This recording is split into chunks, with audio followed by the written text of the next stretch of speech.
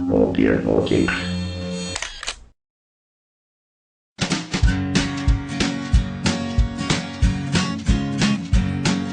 The Pope takes a poop and the President too, and the fancy pants banker in his three-piece suit, the big fat general and all of his troops. The truth of the matter is everybody poops.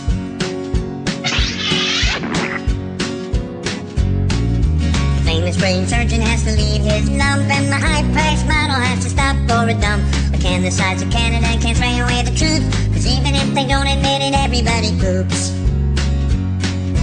Everybody poops.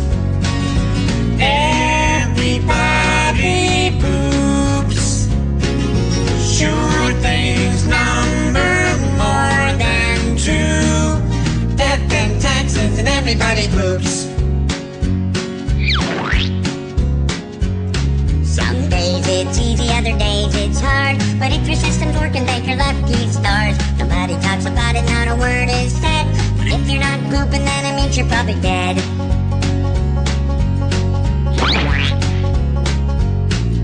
The destitute and homeless have to do it, it's true, but even all the wealthy people gotta make do. And if you live long enough, it's happening to you. Sooner or later, everybody poops.